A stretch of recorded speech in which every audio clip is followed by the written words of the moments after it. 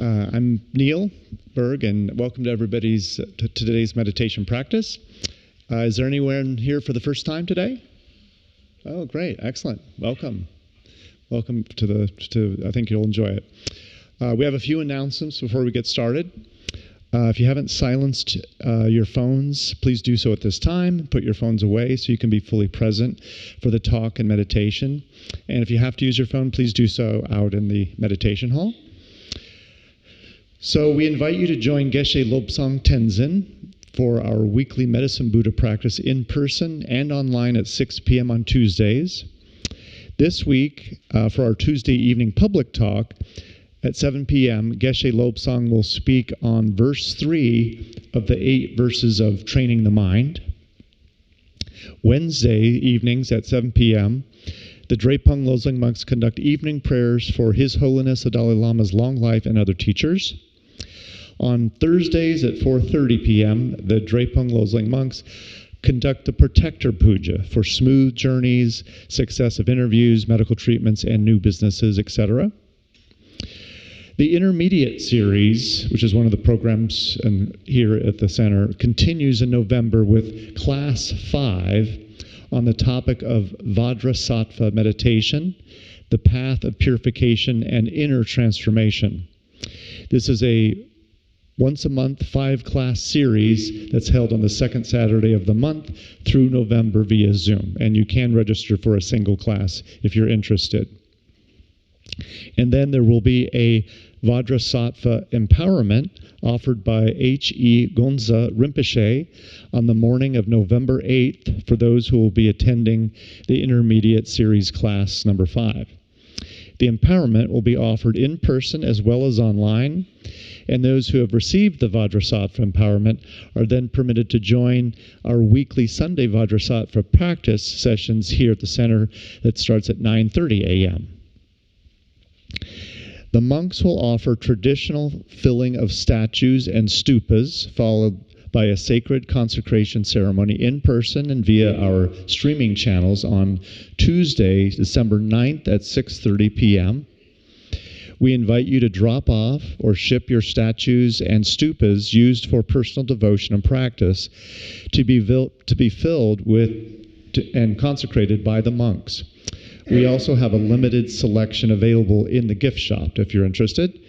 And the statue drop-off and shipping receiving deadline is Tuesday, December 2nd.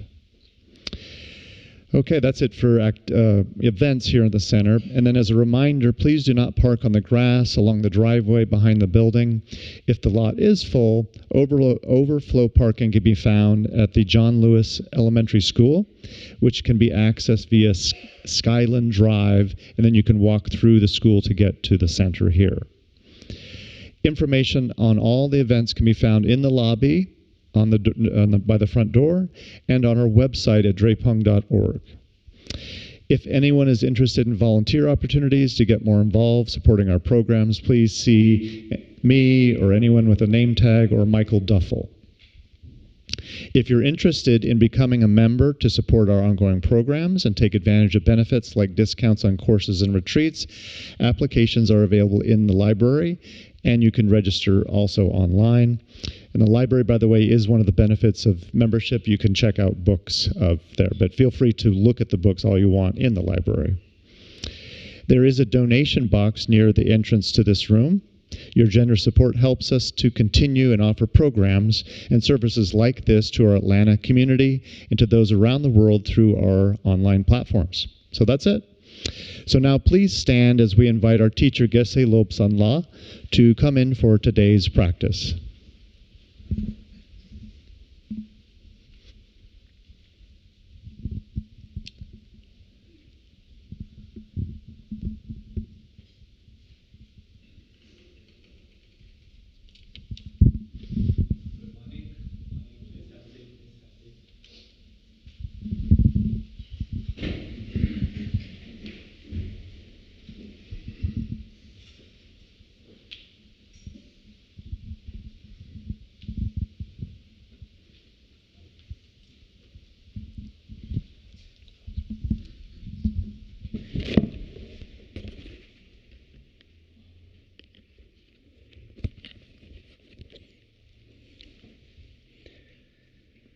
Good morning. Oh, you all are doing okay? What's new? Okay, that's good, that's good. It's not that easy to be okay these days. Sometimes it seems like. But I'm so glad to hear that you are doing okay. Not just okay, I hope that you are doing well. Yes? Okay. We're going to do some meditation. I guess you are here for meditation, right? How long would you like to meditate this morning? 10 minutes, 15 minutes, 20 minutes? Huh? 15 to 20 minutes? That sounds right time. Yeah. That is true. Yeah.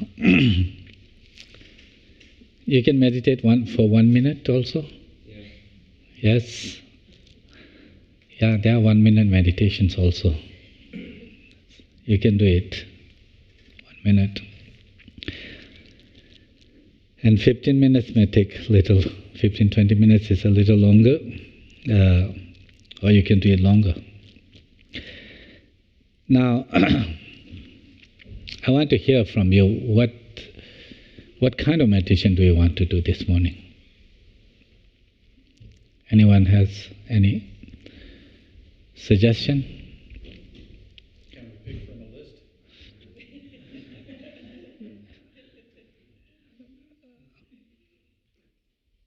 We can, but I want to hear if you have any specific meditation that you'd like to do this morning. It could be outside of my list.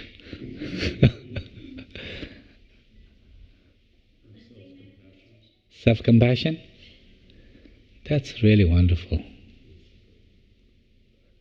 Self-compassion. Release. Release. Release from what? Just release. Just release. That's also good, yeah. Release from stress. Release from sort of ruminations. Raise the awareness of the world. How would you do that? You want to raise the awareness of the world out there or your own awareness of the world? Both.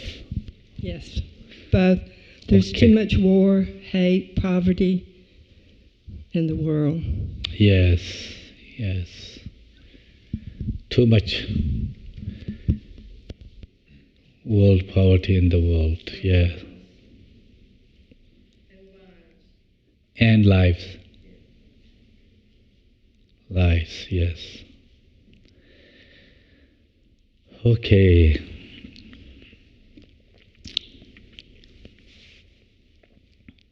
Shall we meditate?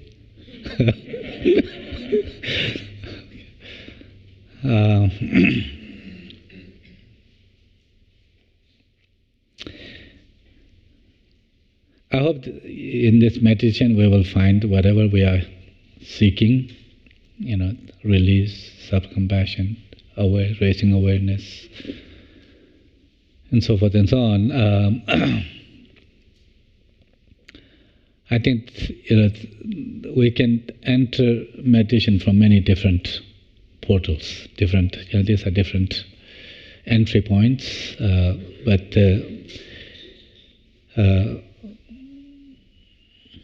directly or indirectly, any meditation we do must support all the things that we named here. But let me get to self-compassion part. I think, what is self-compassion? What is compassion? Why do we need self-compassion? How do we cultivate self-compassion? So maybe we can take a few minutes. Yes, please go ahead. I'm going to say a few words of my own thoughts, but please go ahead. Yeah.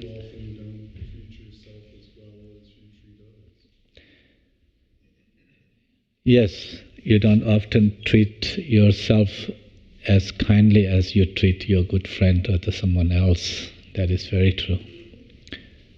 Yes. At least that's what seems to be the case. I have been running meditation, including self-compassion, for many years now, and there is one activity that we start with, where and you can do that, if you like.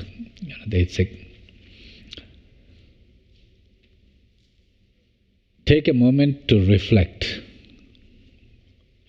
When you yourself have encountered some setback in life, some loss, some failure, something that you fell short, actually, or perceived, you felt that you didn't do good enough, went to interview, didn't get that, or the exam that you didn't do that well, lashed out on some loved one, in the kind of difficult moment and vulnerable moment and like that. And then we look back when we noticed that what happened, our own certain shortcomings, certain failures. What self-talk often you find yourself in? How do you react to yourself in those moments? What phrases either come out of your mouth, or at least it's there, that maybe it doesn't verbalize, but how do you react to yourself in those moments? When we made a mistake, didn't quite achieve something, do we go that you're such an idiot, I'm such an idiot, failure, bad person? That's one of my favorites. Let's take a moment. I would like you to reflect on this, like to see if you can name kind of 2 or 3 phrases that you tend to react with in your own personal setbacks, failures, shortcomings, mistakes. 2 or 3 phrases that we tend to. It's not like thinking that what I will say to myself, how would I will react to myself. No, natural. What I tend to, how I tend to react in those moments. What phrases, what that self-talk part, what phrases, what words come out in those moments. 2 or 3, if you can think of.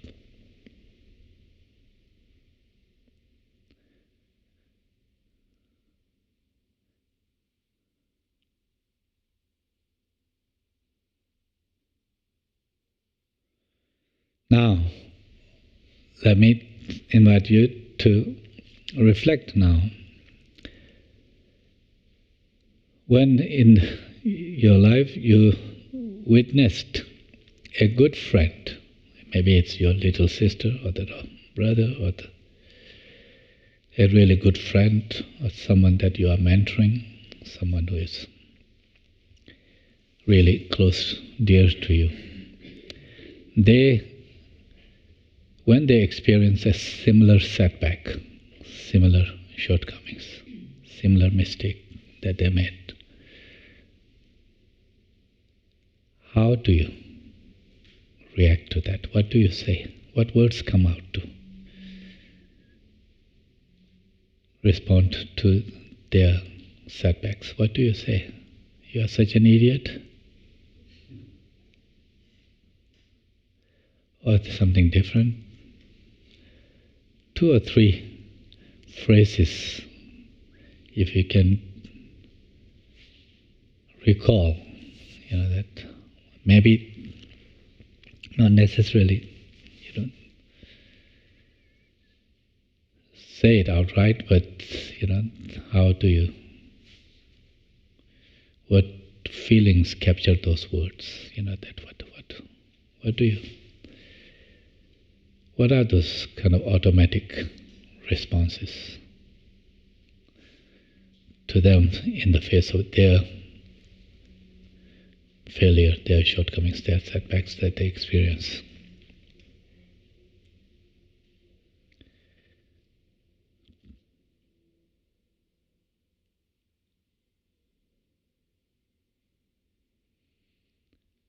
And then take a few moments to compare the 2 lists.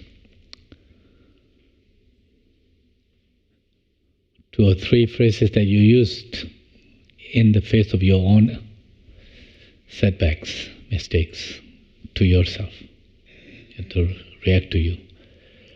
2 or 3 phrases that you tend to say to your good friend, somebody close to you, dear to you, in their moments of failure, vulnerabilities. What do you say? Are they similar? Are they different? Do you react differently or same way? If it is different, why that might be? If you react similar way, why that might be? What do you think? What is, if there is difference, why is that?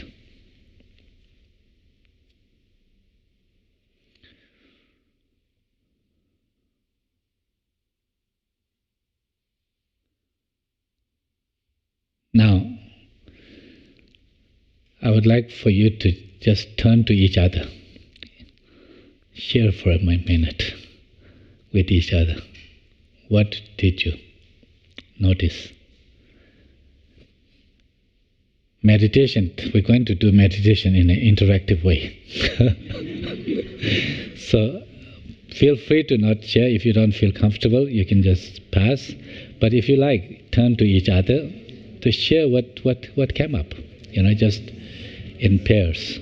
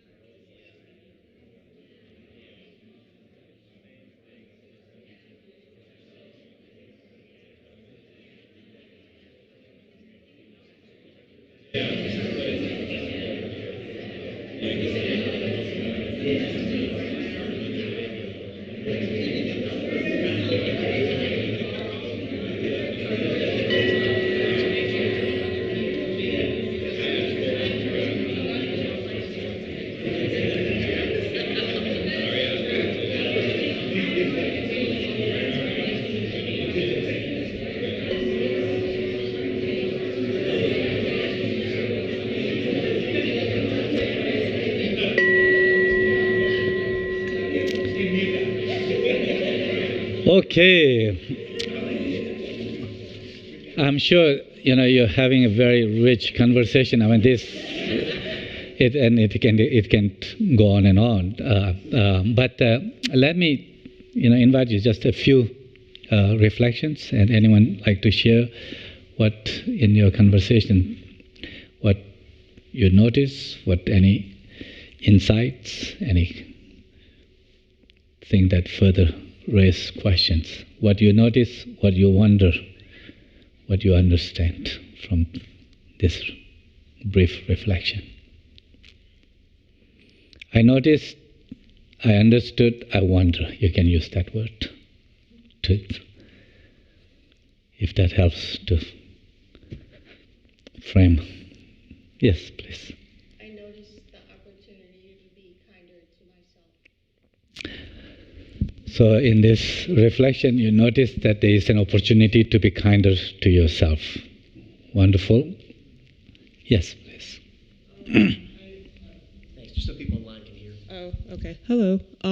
I noticed that being harder on yourself is pretty common. I feel like it's a very primal instinct that we have that liberty to talk to ourselves more negatively than our neighbor. So I realized that if my neighbor, I would treat her kinder and less critical and more compassionate and constructive. She sees me as her neighbor and she would be kind. So using that force of like someone else being kind to me, I can use that instead of my internal dialogue. So. Beautiful. Yes. This is so common, that we are often harsher to ourselves than to our neighbor or the friend. But if we can be aware of that, how we tend to be more negative to ourselves, whereas our friends or the neighbors are kinder to us, can we be our friend? With that help to be kind to ourselves in the face of our own adversities. That's wonderful. Thank you. Anything else? Anyone like to share? Yes, please. Perspective.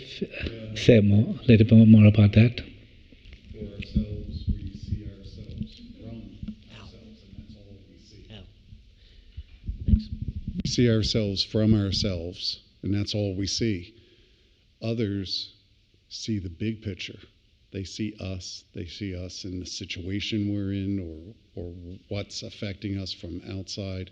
They get that big picture. So they're not just seeing what's going wrong, they're also able to see the things that are going right. Great. Yeah, perspective. Often in the moments of our failure like that, we see it more narrowly about, perhaps who I am, instead of seeing in the context. And then others, maybe, because they are not in that with all us, seeing someone's failure or the difficulties, the challenges, they see a little bit more room for see them in a more totality, more, broadly. And that perspective can change the response, the reaction. Yes. Okay. Anyone notice that you were more kind to yourself than to a good friend? Okay. No. Okay. So that means that we have some work to do. Yes. We want to cultivate some kind of compassion, self-compassion. Why do we need to? So let's say, first of all, what is self-compassion? Self-compassion can be understood in many different ways, but fundamentally, self-compassion has to do with a certain inner strength that we can have that fosters, a degree of kindness to oneself in the face of personal adversities. A certain degree of kindness to oneself in the face of adversities when things go wrong. So often you do find people often, if you the psychologists do this test, the people, because self-blame, self-criticism, harshness with oneself is so pervasive in our culture, in the modern culture.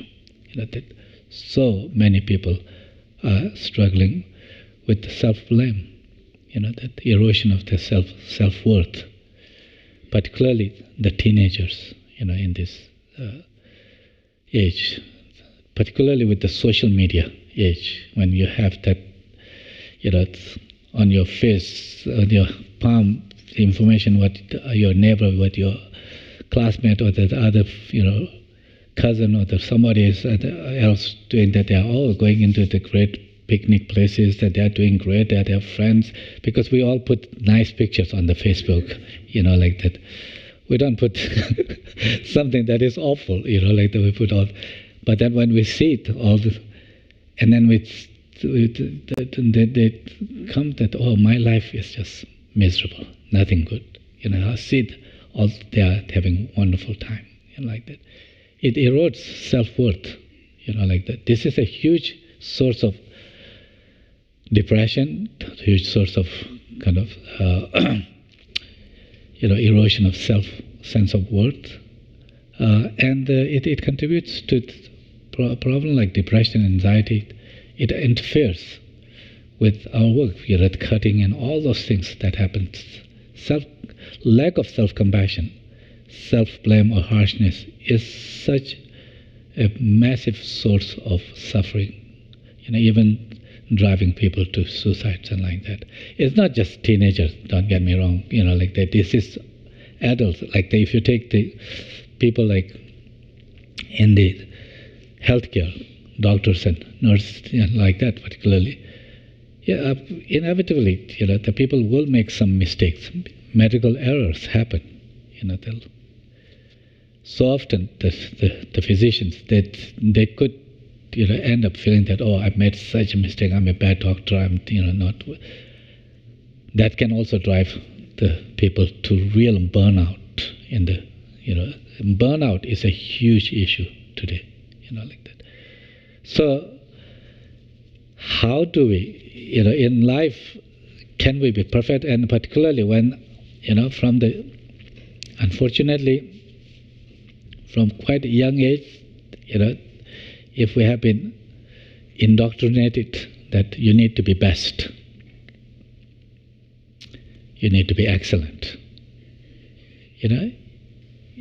all the media, social media, and the advertisement and commercials and all this showing that how nice your hair need to be, without wrinkles, your face, all the products that gets kind of advertise how to be young and beautiful and handsome and smart and all those things.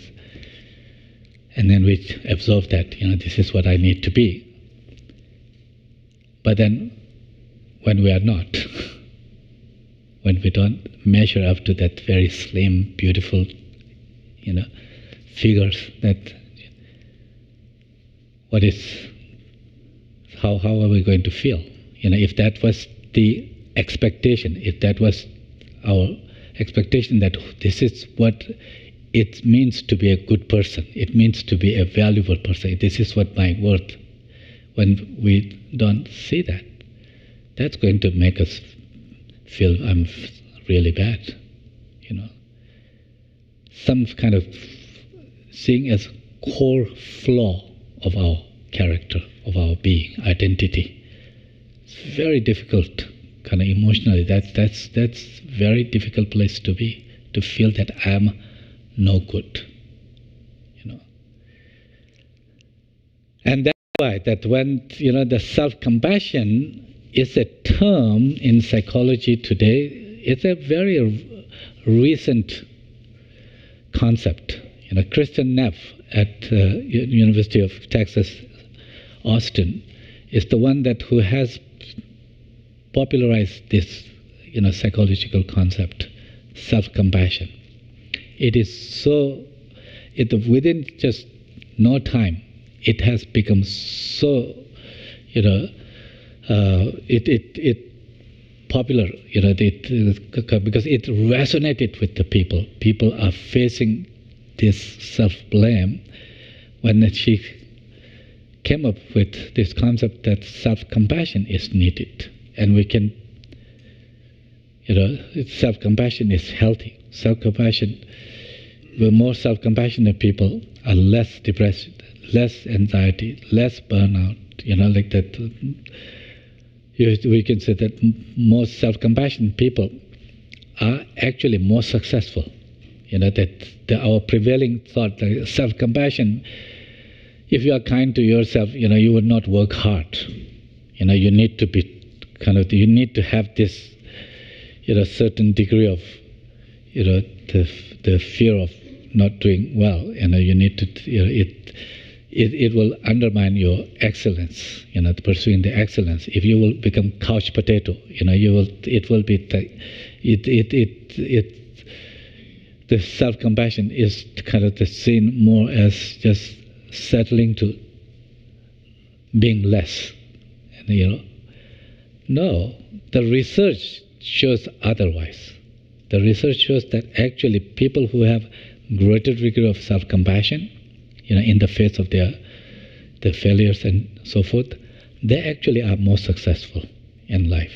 That you can imagine. This is, if you are a child, you had a bad test in math or some other subject. You may be straight A student for a number of years, and then one time that you got ill or some other emotional issues that got,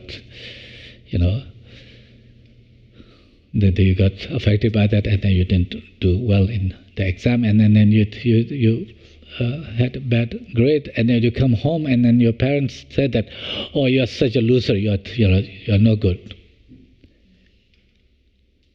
Versus a parent said that, oh, that I understand, that you got that. It's okay with, that we will figure out how to, you to do better.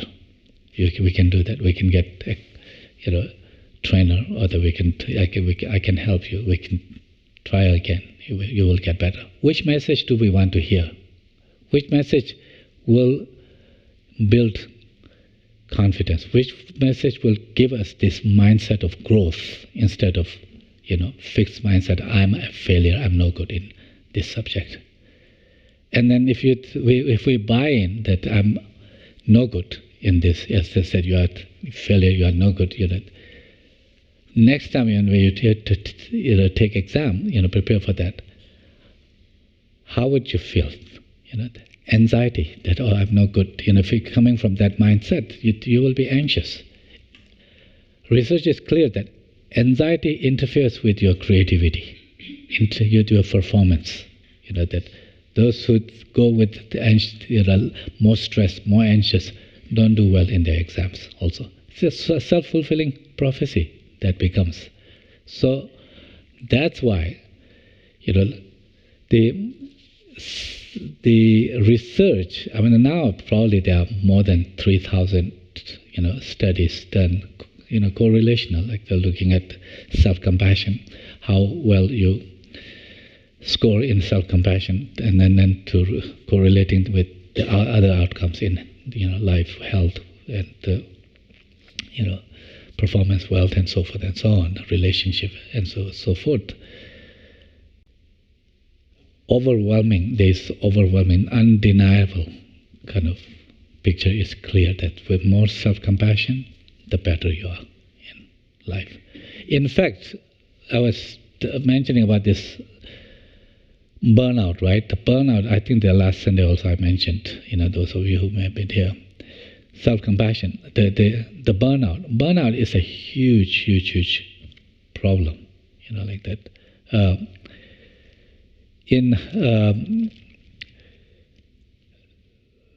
Certainly within the medical community, but in the teachers also. The parents today, raising children is not easy with so many things you are juggling and like that.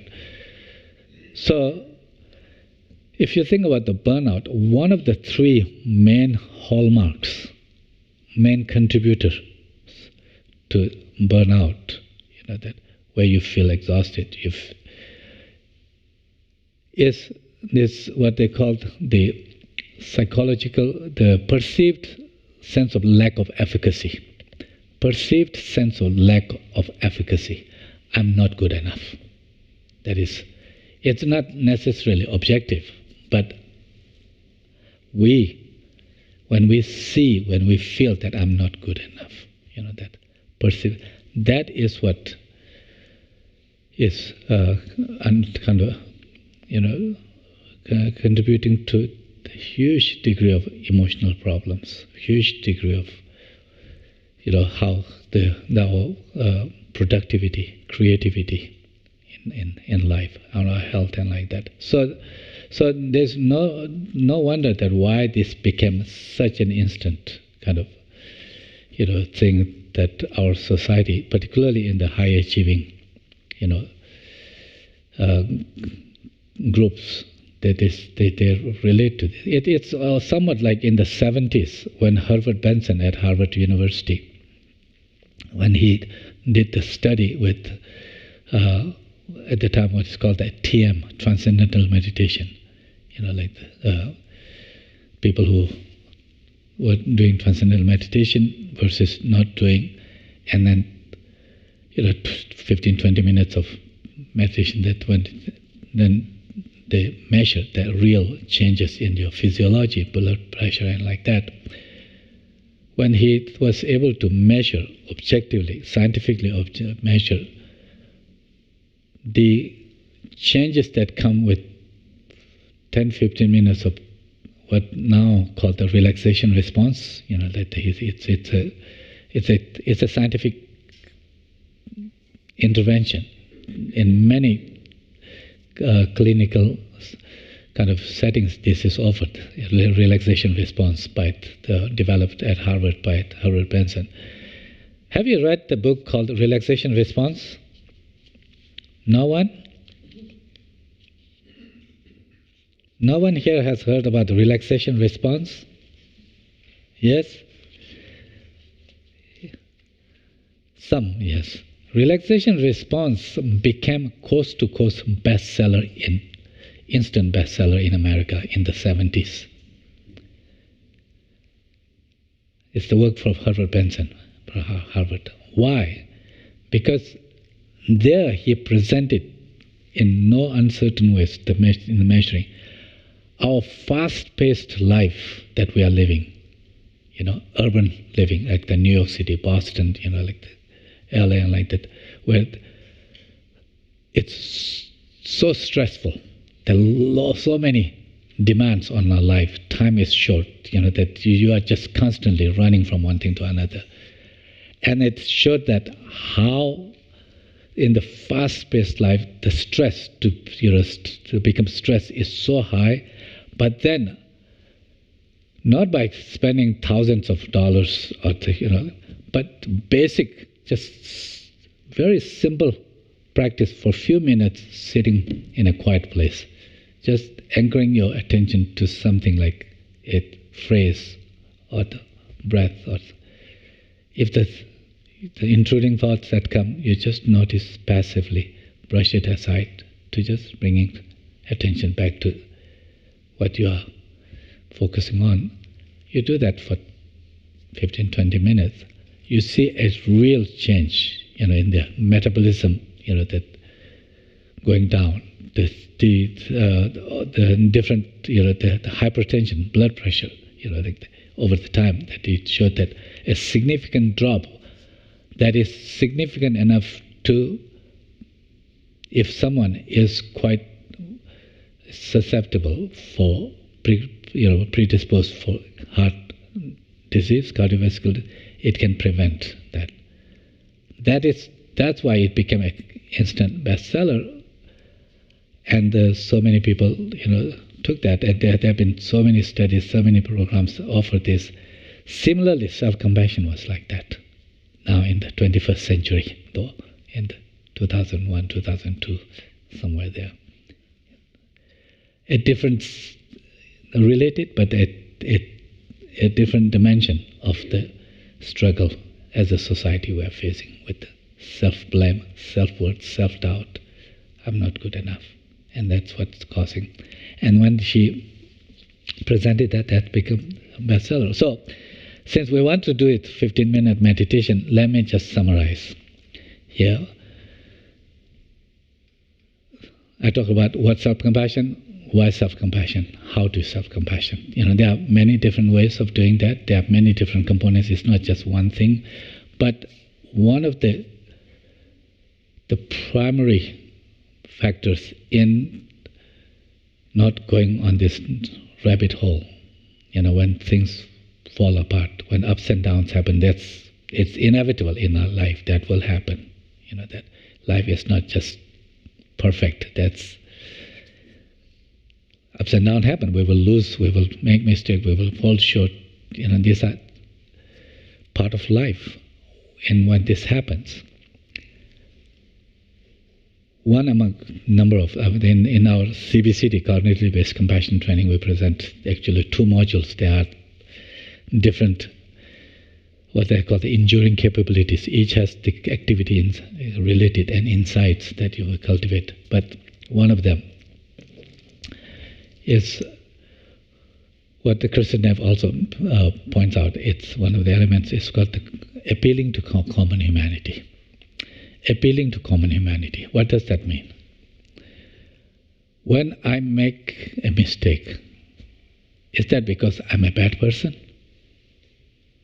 Is that just me who made a mistake, who failed? Is that about who I am at the core, worthless? Bad person, evil, or bad person, unworthy.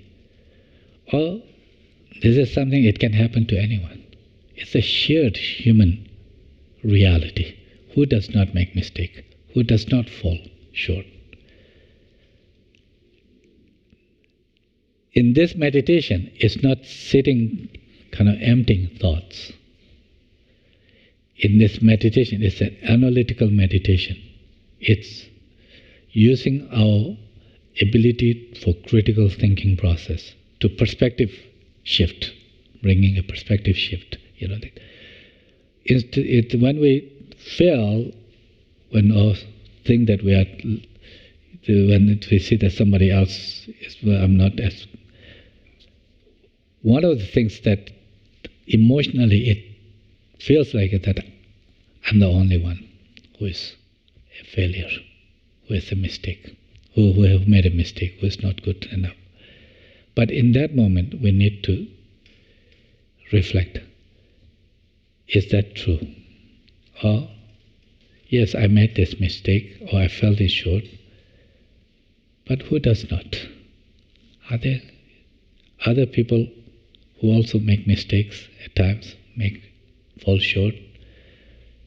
If you can go through that process, come to this aha moment, the insight, personal awareness. That is, I'm not alone in this, facing this setback. I'm not alone. Think about how it feels when you say that I'm not alone. When we think that I'm the only one, it's very isolating. That the rest is fine, I'm just the one. When you see that, yes, it is a shared human condition. Other people have limitations in their abilities, knowledge. Other people have also ups and downs. Who does not go through that? When you can come to that conclusion, that insight, the awareness, I'm not alone, how freeing that is, instead of feeling that I'm the only one. There's a connection. Instead of isolating, there's a sense of community. That this is at the heart of most of the support group therapies also. When you go to whether it's the bereavement therapy, you have lost a child, other people have lost children, when you sit hearing from others, they have lost too. It becomes not so, we don't become singled out, and I am the only one. A sense of community, sense of connection. That is one of the number of insights. Let's focus on this today. And then I'll guide you in a brief guided meditation, and if this makes sense, try this, that in the daily course of life, that bring that often, and then see how that does change.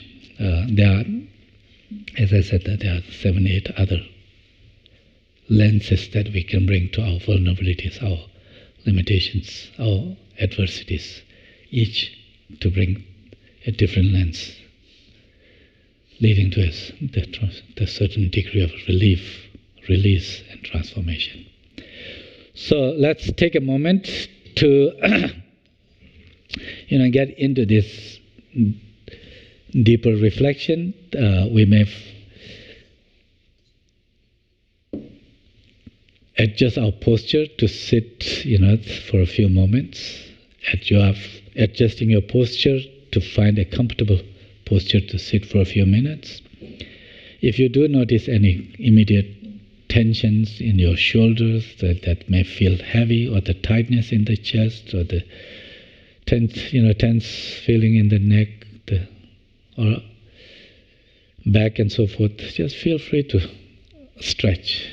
Just some of those physical tightness, tensions. See if you can release, by moving, stretching.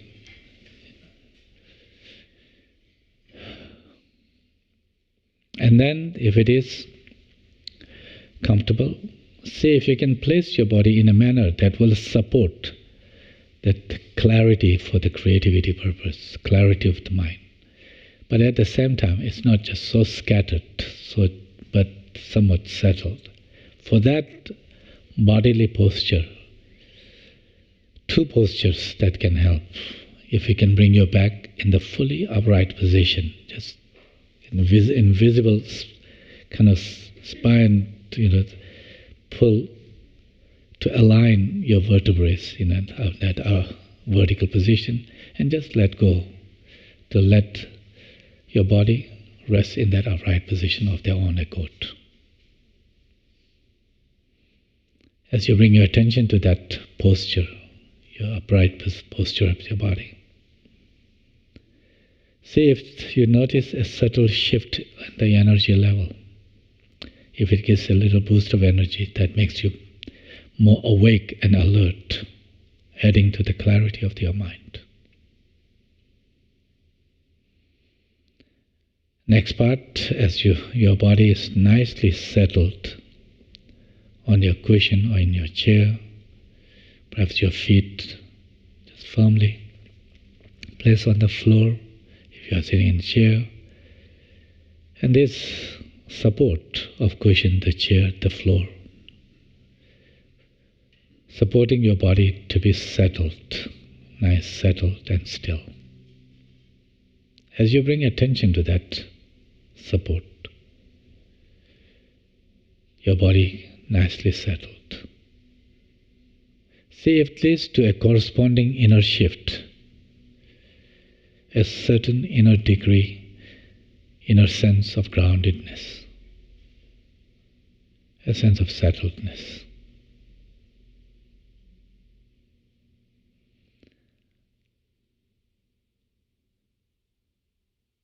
Our mind, in this balanced, to some degree balanced state, awake or alert, yet settled to some degree. Let's take a moment to just check in with our body and mind briefly, bringing this balanced lens of our mind to check in with our body first in a couple of places, perhaps chest or shoulder, neck, back, face. Bringing your attention there, see what you notice, what that body landscape feels like. Is it tense or relaxed or somewhat relaxed? Or any other unfolding sensations there you notice? Do they feel pleasant, unpleasant, or neutral?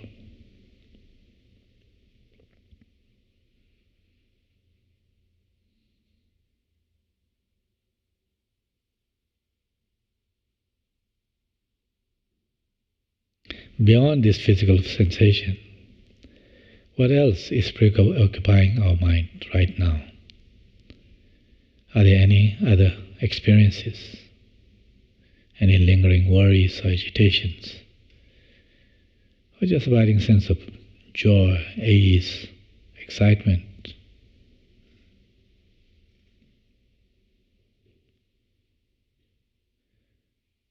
A feeling of uplifting feeling or feeling down.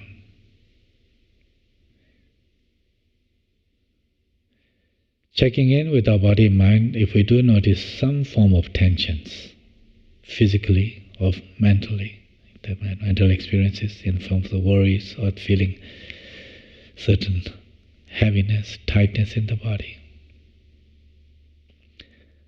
Let's take a couple of deep breaths to see if that helps us soften some of those tensions. As we breathe in, just taking full in breath, slowly yet full. With that, breathing in, refreshing and rejuvenating, nourishing air, rich with life-giving oxygen. For that matter, just as you breathe in, imagine just breathing in all the resources that you need at this moment for your body and mind to be nourished. Just breathing in and letting it infuse with whole being, nourishing your body and mind. And as you breathe out with a slow and full exhalation, just let go, release those tensions that you were experiencing. Let the outgoing breath help us clear to some degree those tensions that we are experiencing in our body and mind. Allowing the body and mind to settle in that unfolding sense of ease and calm, whatever degree, slightest degree of that shift that you notice, just resting your mind, your awareness in that unfolding sense of ease.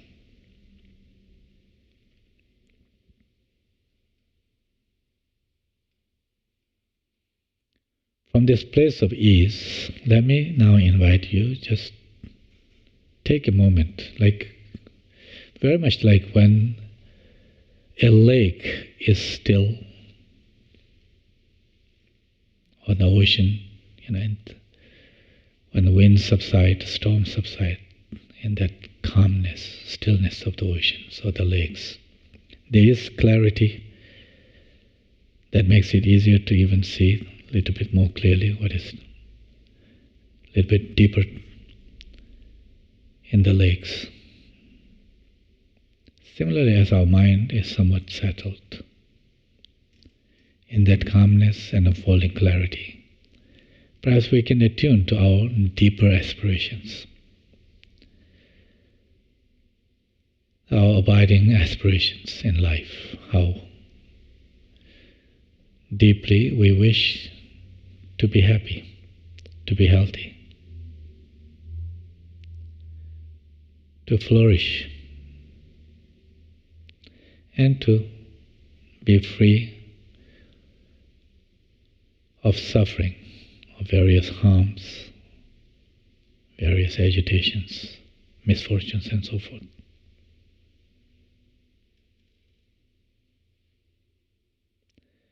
But despite these the deep aspirations, we do, as a human being, we do encounter various ups and downs in life.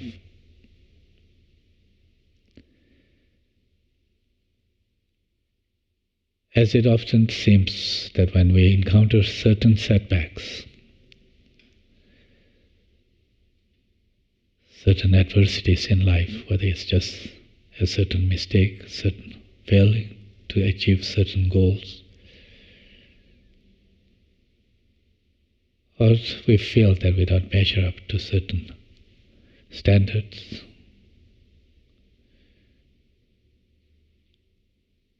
at times that leads to our emotional feelings of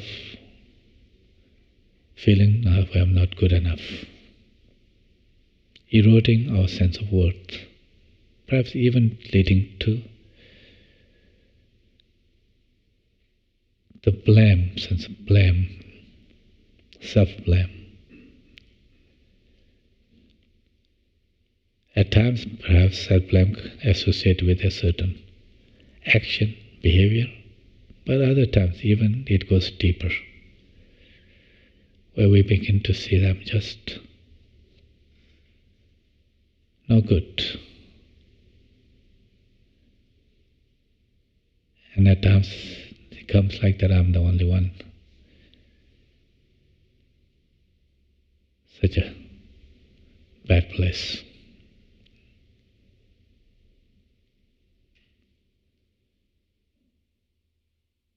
Take a few moments here to challenge that narrative, challenge that perspective by appealing to the reality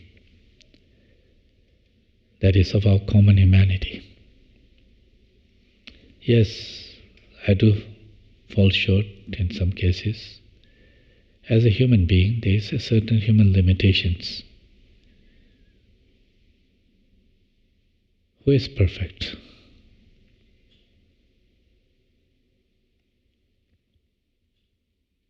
Am I the only one? Or anyone? They may be good in certain, just like us, we are good in certain things, not in every case. Who does not fail now and then? Who does not have a certain limitation, imperfections?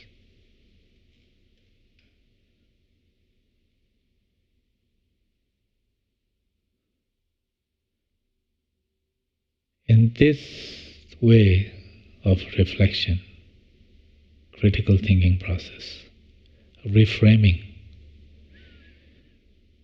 our situation by bringing this broader perspective of common humanity. See if that you can come to this conclusion that I'm not alone in this certain limitation, certain mistake, certain shortcoming. I'm not alone. This is something that is common to being human with others. It's a human, basic human condition.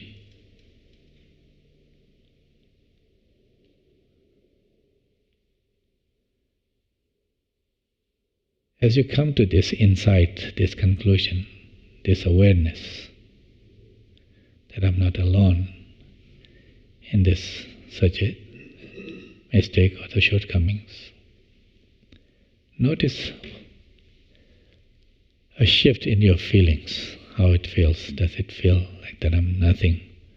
Or that gets shifted. There's a certain degree of gentleness with oneself, a softer, kinder feeling with oneself.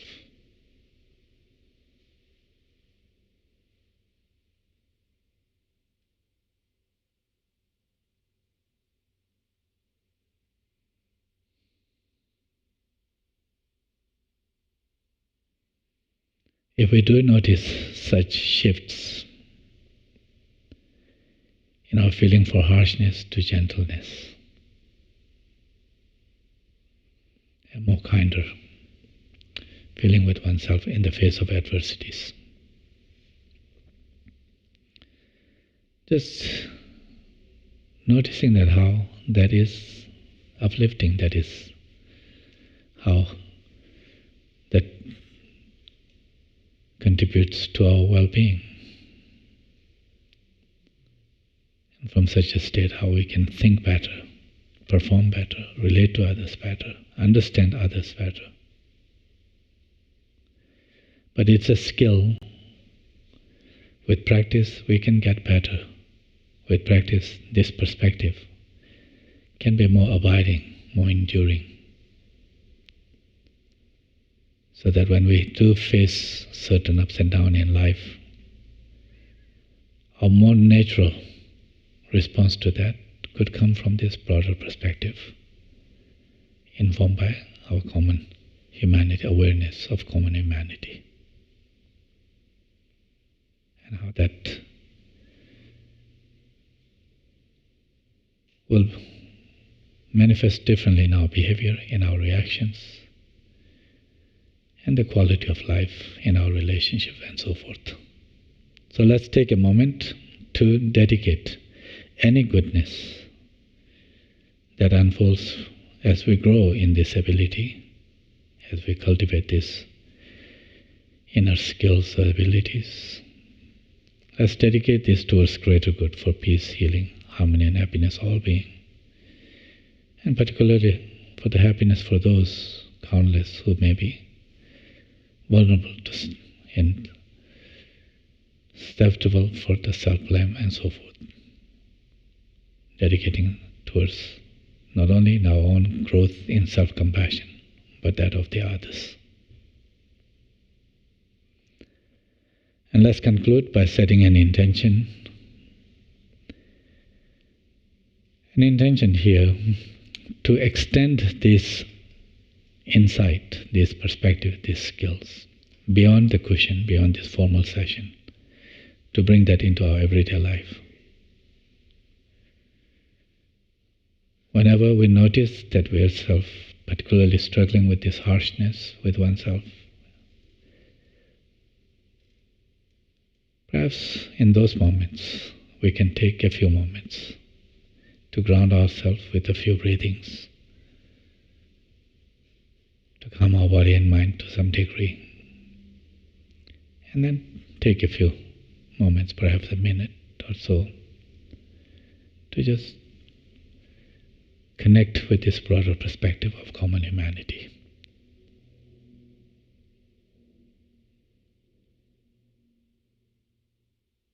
To bring our body and mind in a more regulated state coming from that self-compassion, that inner fortitude that unfolds, the ability that allows us to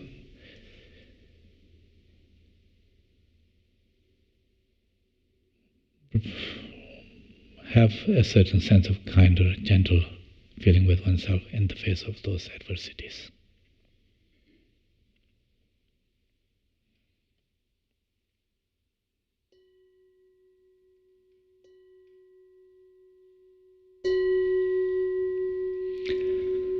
Thank you. Thank you so much. Have a great day.